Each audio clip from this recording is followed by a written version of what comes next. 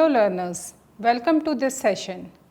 In our earlier session, we have discussed about different types of reference sources.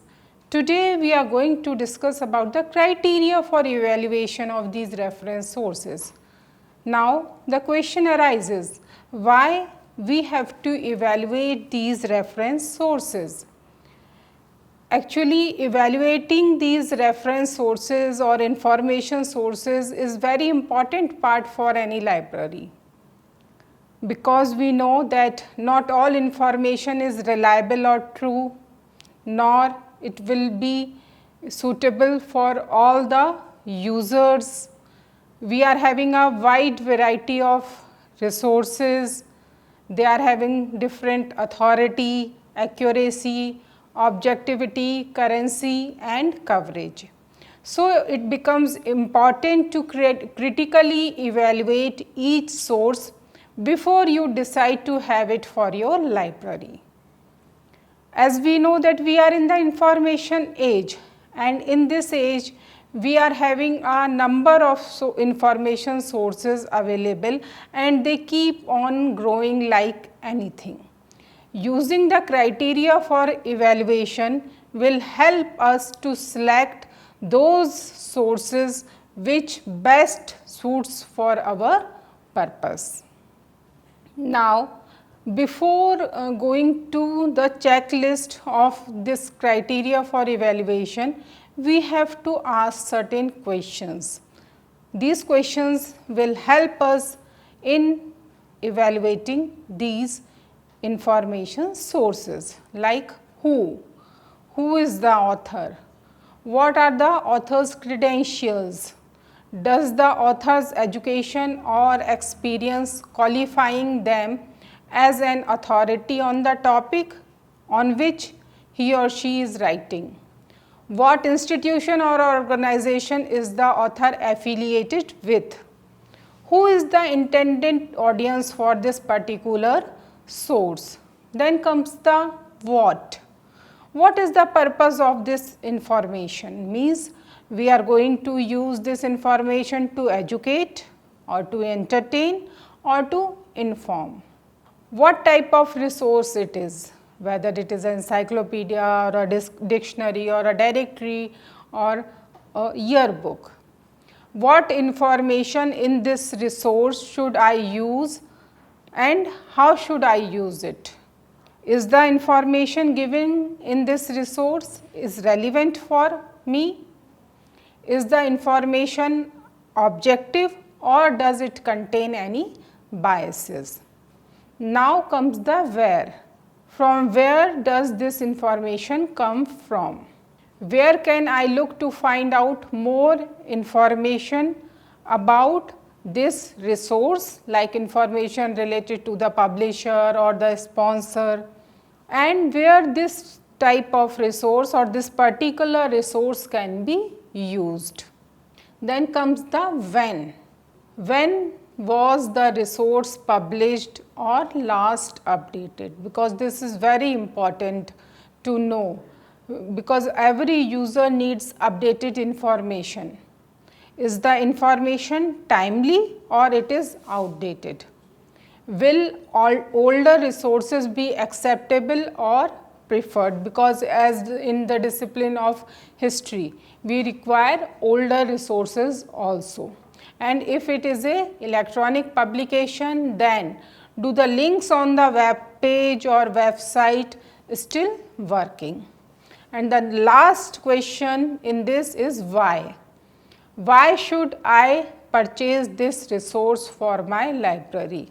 Is the resource relevant for my users, and does the source add any new information to the knowledge base of my users? So, we have to ask these who, what, when, why while purchasing these type of information sources for our library. Then comes the question, how to evaluate these information sources. For example, for evaluating a book, you need not to read the whole book. Like a book reviewer, you have to follow the checklist and gather relevant data. Based on the data gathered, you have to give your conclusion. Means you are not going to read the whole book from first page to the last page. Some checklist is there, we are going to discuss that checklist in our discussion. That checklist will help you in evaluating any information source. In case of libraries, generally what we are doing, we are evaluating reference sources. Why we are evaluating these reference sources? Because generally these reference sources are very costly and they are heavily used in the library. So, the information provided in a reference book may be backdated, inadequate, biased, wrong. The book may be highly priced, poorly printed or bound, written in a difficult language, maybe it is without an index. So, we have to check all these points. This is the answer of your question.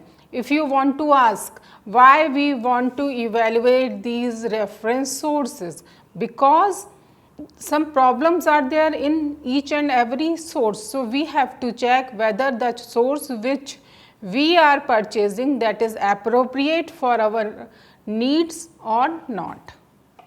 Checking about the checklist. This is known as the checklist of evaluation. In this checklist, the first point is past records.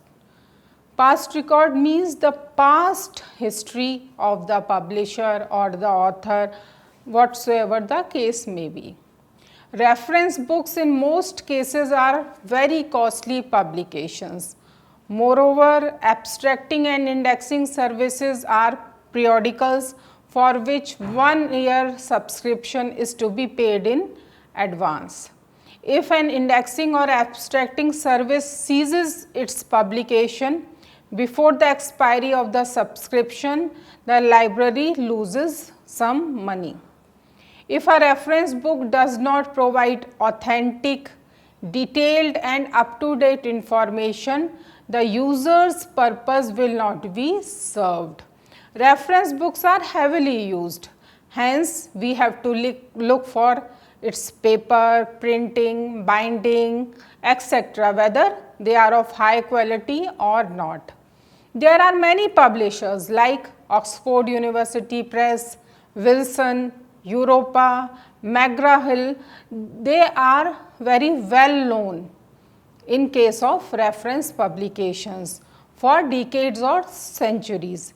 In the past, record of a publisher is found to be good, then it becomes easy to decide about the procurement of the book. Means if they are having a good history of publications, then it becomes easy for any library to procure that document. On the other hand, if the publisher is new, little known or unknown, then it becomes essential to read the reviews about the book before taking a final decision. It is to be remembered that past record of the publisher is an important element in the selection of a reference book. Then comes the second point in this checklist, that is authority.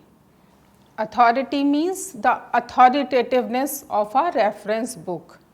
It is usually judged on the basis of the qualification, reputation and experience of the author, compiler and the editor, those who are responsible for that work, and the past record of the publisher or the corporate body, those who are bringing that work. For example, Encyclopedia Britannica, it is published since 1768. So, the publisher is in existence for about 250 years. The 15th edition of the Britannica brought out under the new title, that is the New Encyclopedia Britannica in 1974, and it was in 13 volumes. So, all the encyclopedias brought out by this publisher are considered to be good or top grade encyclopedias.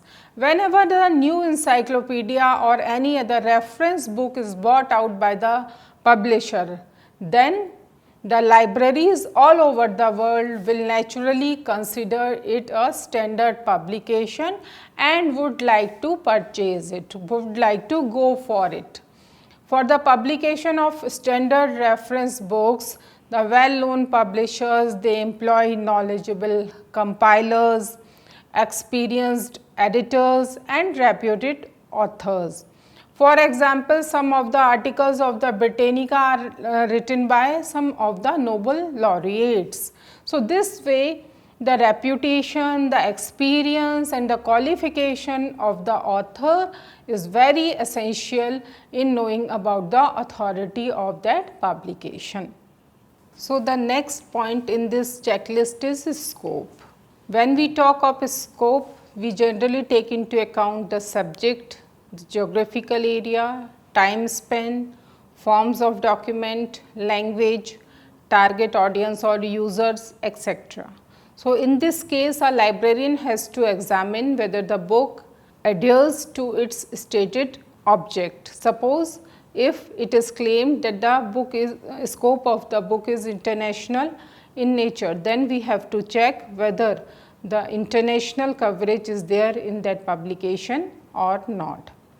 There may be cases where the declared scope may be global. In reality, the book may cover a particular country only and provide some sketchy information about other parts of the world. So, we have to check whether the scope is given correctly or not.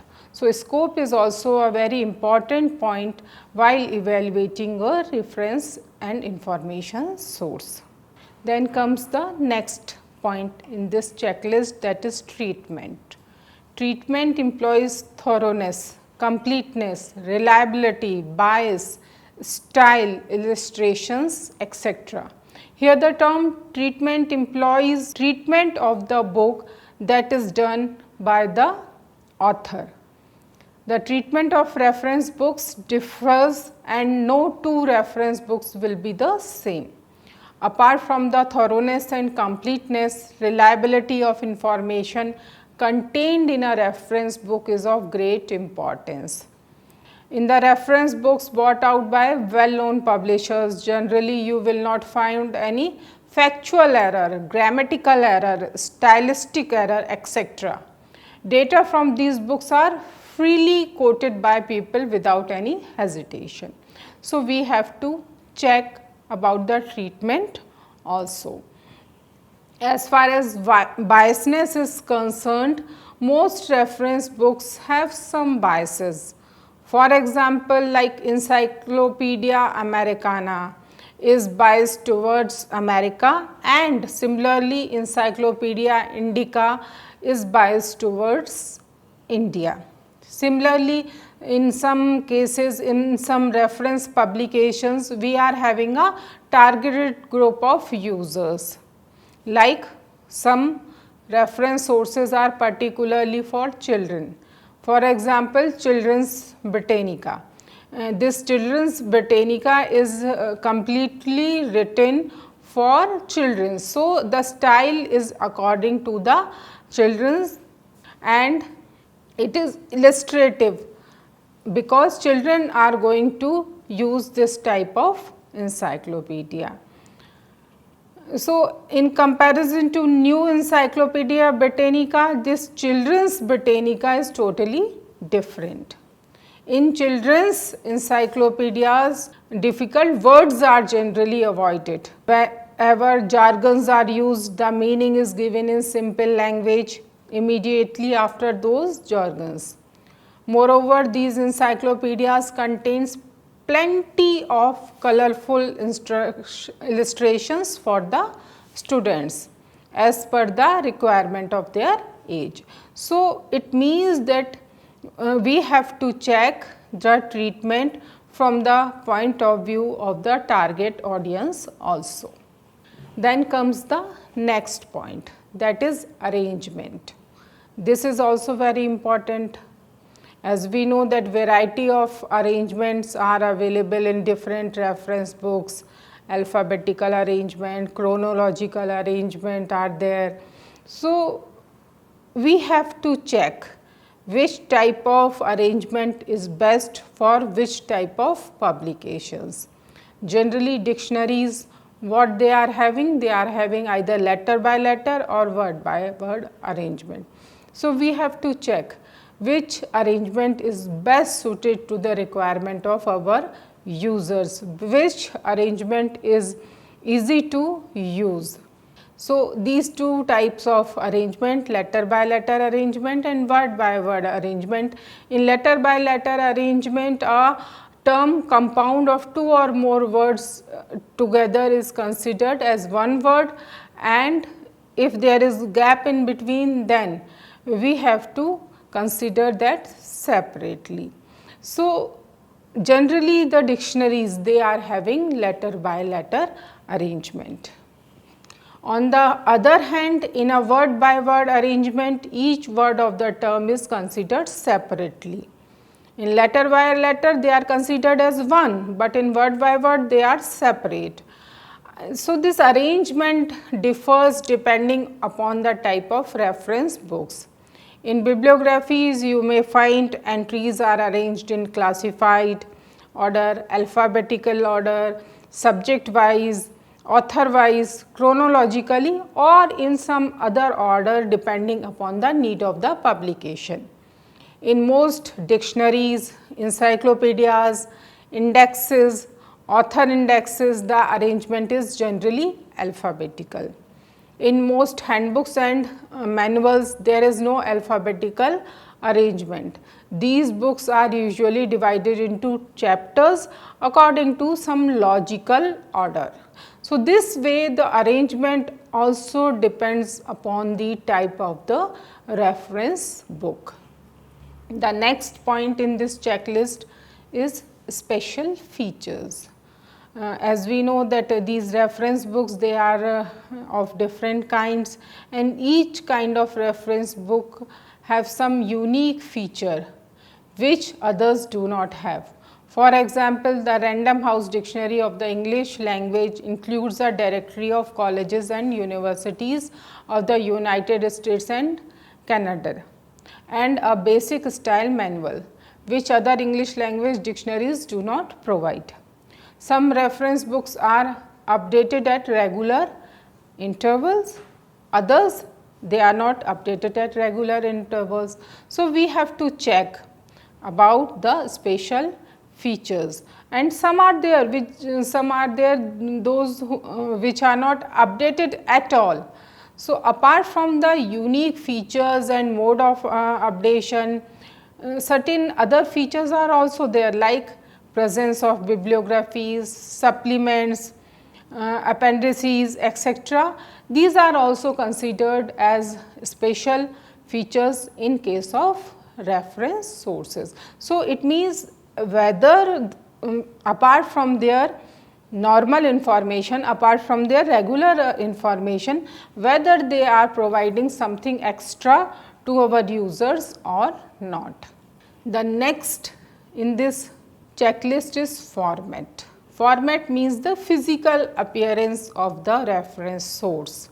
Format takes into account binding, quality of paper, font, page makeup, illustrations, etc. So, in this case, we will see each one of these one by one. In case of binding, there are various type of bindings such as paper binding, cloth binding, resin binding, half leather binding, full leather binding, etc.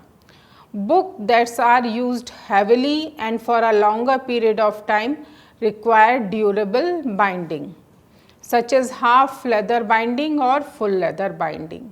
On the other hand, handbooks that are used less often and are for a shorter period of time, For example, a yearbook or a railway timetable, usually they require less costly binding such as paper binding. Here the librarian has to decide which binding he or she would prefer for which type of library or which type of books. Suppose a dictionary is available in cardboard binding as well as in leather binding. As we know that the dictionary is heavily used for a longer period of time, so it is preferable to go for leather binding in case of encyclopedias and dictionaries. And as I told you earlier also, in case of yearbooks etc., paper binding will be good. Then comes the quality of paper. As we know that books are printed on various type of papers such as newsprint, bond paper, book paper, magazine paper. For short durable publications and cheaper editions, usually newsprint is used. On the other hand, fine quality book papers are used for long lasting books. As reference books are used very heavily and for a long time, since the new editions appear at longer intervals, they should be printed on a high quality book paper. A librarian has to keep in mind how long the book will be in heavy use. For example, a yearbook remains in heavy use for a year only. Hence, even if the yearbook is printed on low quality paper, it is good. The same is not true for an encyclopedia or a dictionary, as the new edition of an encyclopedia or a dictionary comes out at longer intervals or even sometimes after more than 50 or more years. So, books printed on good quality paper should always be preferred by the libraries and the librarians. Then comes the font. That is also a very important feature as far as is concerned. These fonts are of numerous types and size. Books printed with such fonts which are soothing to the eyes should be preferred. Smaller font size strains the eyes, that we all know, and therefore a book printed with smaller fonts cannot be read for long time. Similarly, all types of fonts are not soothing for our eyes. Even the size of the font depends upon the type of the font. Means some fonts, they even in smaller sizes also they are soothing to the eyes, and in case of some fonts even they are bigger, but they are not soothing to the eyes. So, we have to check the font also, font size also, font type also when evaluating the reference books. Then comes the page makeup. This page is made of textual matter and illustrations, as we know, and sometimes to accommodate more matter in a page, some publishers print books with minimum line space and minimum word space. So, it also strains our eyes. Only such books as are printed with optimum interline and interword space should be preferred in the libraries. In every printed page there are left margins, right margins, top margins and bottom margins. The margin should be sufficiently wide. If the left margin is too narrow, then the some portion of the matter, printed matter or illustrations may not be visible if the pages are rebinded. During binding, the top, bottom and the right margins are also cut off to make the edges totally uniform.